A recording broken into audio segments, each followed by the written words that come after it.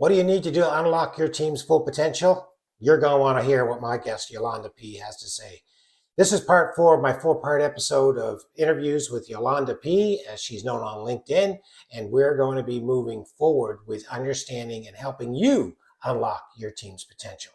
My name is Gary Cox. Welcome to Mic Drop Insights and Lessons from CI Thought Leaders. I am your host. I am also the author of the book, Cultivating Champions of CI.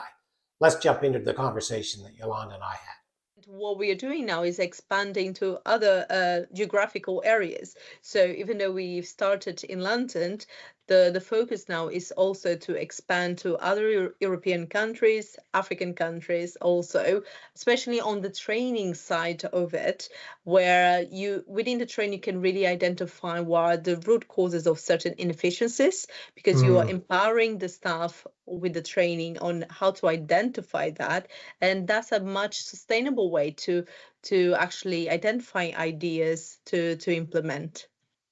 And I have the same philosophy as well, right? I've often said to my staff, my job is not for you to work for me. My job is to get you ready for your next job. And if that's my job, that's what it is. If it's, where do you want to go? What do you want to do? My job is to help you get there.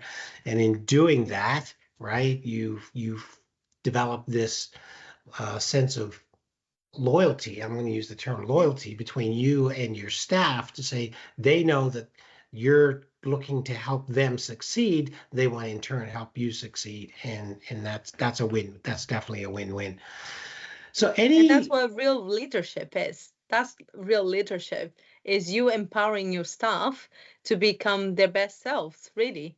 It is. And to your point, if that means that they take your position and you're ready to move on to something new and exciting, then that's again perfect. It's the win-win. So what advice would you give to organizations that are looking to get started in continuous improvement? What would you say to them? Just start. You just need to start. It's like a Right. language. If you learn a second language, if you don't continue to use that second language, eventually you'll stop being able to speak that language. And that's one of the things that I think about Lean Six Sigma and the toolbox and the methodology and the thinking. All of that is its own, it really kind of is a bit of a language, and you have to teach people how to use it. And once they start to use it and implement it, you want them to use it more and more. It's not just a one-time use set of tools.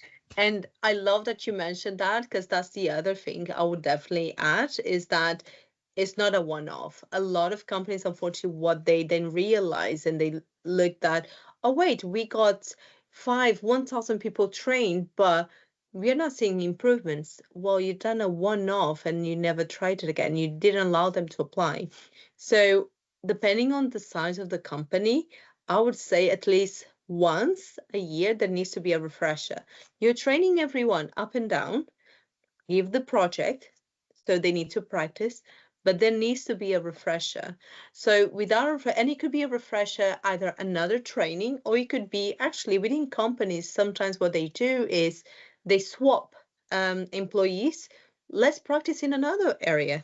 It needs to be fresh. You need to continuously apply those methodologies. Otherwise, like you said, language, if you don't practice, you lose it, right? Well, I hope you enjoyed that episode of Mic Drop Insights and Lessons from CI Thought Leaders with my guest, Yolanda P. Be sure to subscribe. Be sure to hit the like button. Add your comments. I'd love to hear from you.